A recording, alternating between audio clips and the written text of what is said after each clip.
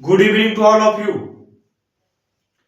तो हमने electricity chapter में पिछले क्लास में हमने ओम्स लॉ और पोटेंशियल डिफरेंस इनके सारे कंसेप्ट हमने अच्छी तरीके से समझ लिए थे और सीख लिए थे। आज उसके आगे का कंसेप्ट समझेंगे। आज का जो टॉपिक हमारा होने वाला है वो होगा रेजिस्टेंस, जिसको हम बोलते हैं प्रतिरोध।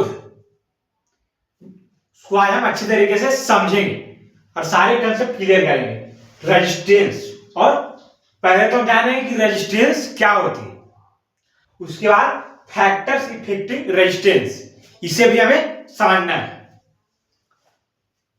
तो ये सारी चीजें जानने के लिए आप लास्ट तक देखते रहें। तो आइए स्टार्ट करते हैं आज की क्लास। रेजिस्टेंस, रेजिस्टेंस क्या होती है? इसको बोला जाता है प्रतिरोध। हमने पिछली क्लासेस में पढ़ा है कि flow of charge is electric current, flow of electron is electric current. लेकिन इन करंट को, चार्ज को, इलेक्ट्रॉन को मूव करने में जो प्रतिरोध करे, जो रोकती है इलेक्ट्रॉन का मूव होने में, उसको हम बोलते हैं रेजिस्टेंस।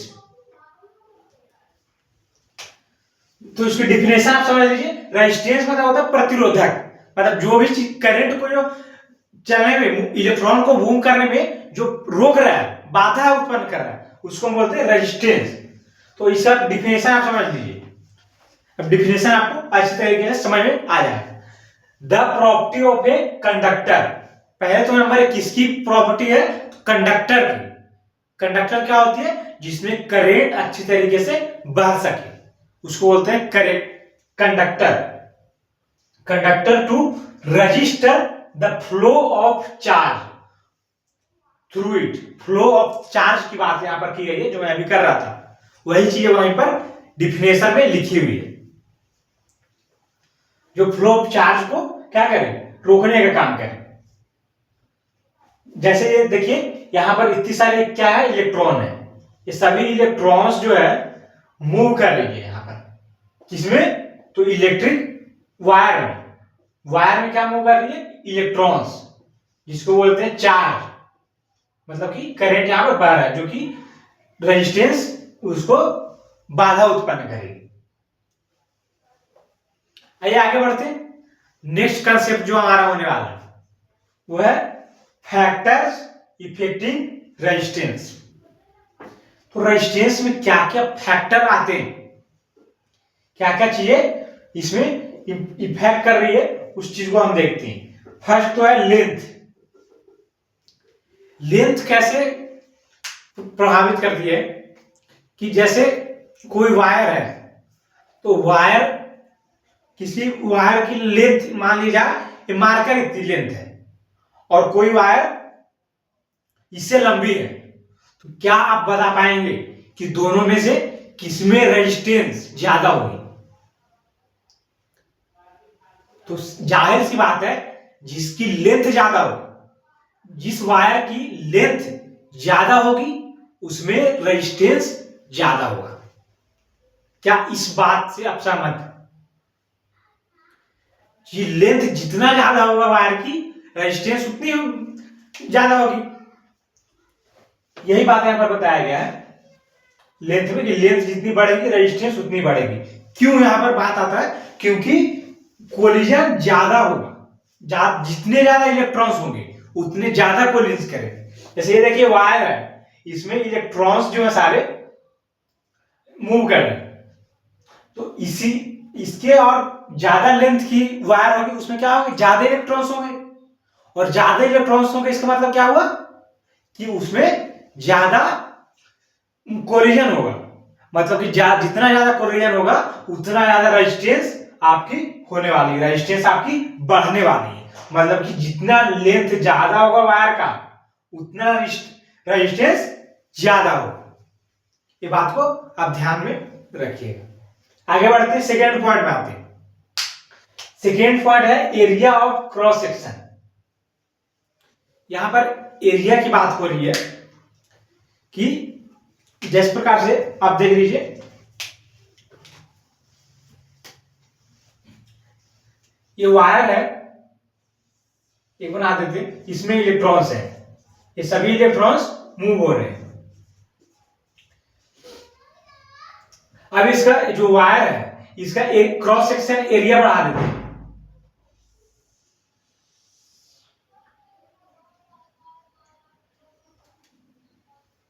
अगर हम इसकी क्रॉस सेक्शन एरिया बढ़ा देंगे तो अब इसमें देखिए क्या हो रहा है, इसमें भी इलेक्ट्रॉन फ्लो होंगे, लेकिन क्या होगा, इसमें कोलिजन क्या होगा, कम होगा, क्योंकि इसमें स्पेस ज्यादा मिल रहा है। साइज इसकी सेम है, लेकिन इसमें एरिया हमें बढ़ा दिया, तो उसमें क्या हुआ कि इलेक्ट्रॉन्स उतने ही हैं, लेकिन ज्यादा स्पेस होने की वजह से इसमें कोलिजन कम होंगे, और कोलिजन कम होंगे इसका मतलब कि जितना ज्यादा हम एरिया को बढ़ाएंगे रेजिस्टेंस क्या होगा, उतना ज्यादा कम होगा। हम किसकी बात कर रहे हैं, तो रेजिस्टेंस की बात कर रहे हैं। रेजिस्टेंस यहां पर एरिया को बढ़ा देने से रेजिस्टेंस क्या हो जाएगा, कम हो जाएगा। क्यों, क्योंकि एरिया जैसे ही हम बढ़ाएंगे क्या होगा, कोलिजन कम हो जाएगा। तो ये दूसरा चीज हमने समझ लिया, सेकंड कंसेप्ट। आगे आते हैं, ये थर्ड टेम्परेचर की बात होती है कि टेम्परेचर भी अगर आप बढ़ाएंगे तो उसमें जितना ज्यादा टेम्परेचर आप बढ़ा देंगे रेजिस्टेंस उतनी कम हो जाएगी, क्योंकि लेस इलेक्ट्रॉन्स ऑफ इलेक्ट, ये टेम्परेचर की हो गई। For the nature of material, nature of material भी किस प्रकार, मटेरियल किसी में ज्यादा कंडक्टर होता है कोई मटेरियल और कोई कम कंडक्टर होता है, तो यहां पर मटेरियल नेचर पर भी प्रभाव पड़ता है कई बार कि रेजिस्टेंस उसमें होंगे या नहीं होंगे। ये फोर्थ चीज। आगे बढ़ते हैं, यहां से हम दो चीज समझ में आएगी।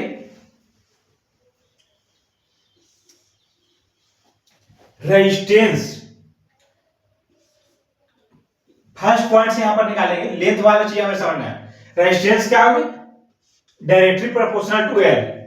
ये मैं क्यों लिख रहा हूं, क्योंकि जितना ज्यादा रेजिस्टेंस को हम बढ़ा रहे हैं, लेंथ को बढ़ा रहे हैं, उतना ज्यादा रेजिस्टेंस बढ़ रही है, इसलिए हमने लिखा है कि resistance directly proportional to length.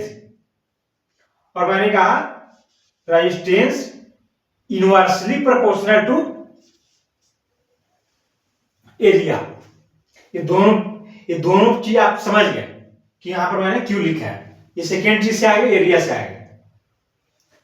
अब इसको हम हटाने के लिए, इक्वल्स टू करने के लिए यहां पर आया था रो एल अपॉन ए।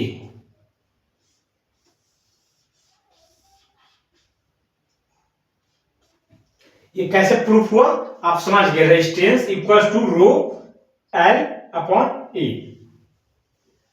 यही चीजें लिखी गई। और यहां पर रो क्या होता है, रो को बोला जाता है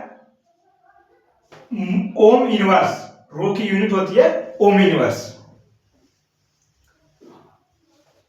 जिसको ऐसा यूनिट क्या होती है, ओम मीटर।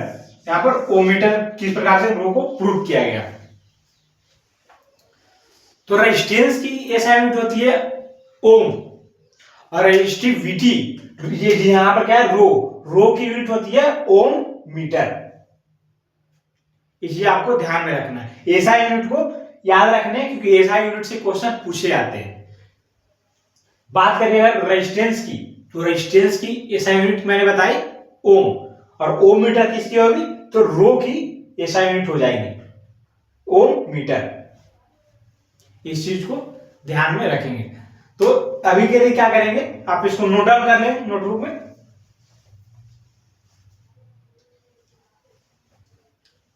नोटबुक में नोट कर लें, मैं साइड हट वीडियो को रोक करके। और ये जो चीजें लिखी गई है सेम यही वाली चीज है, तो इसमें कंफ्यूज होने वाली बात नहीं है, ये और ये सेम है।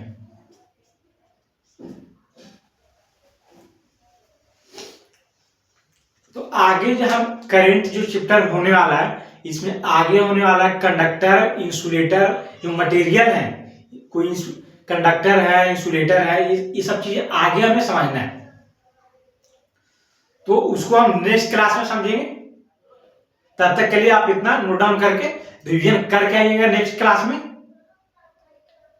तो मिलेंगे नेक्स्ट क्लास में, अभी के लिए इतना ही, धन्यवाद।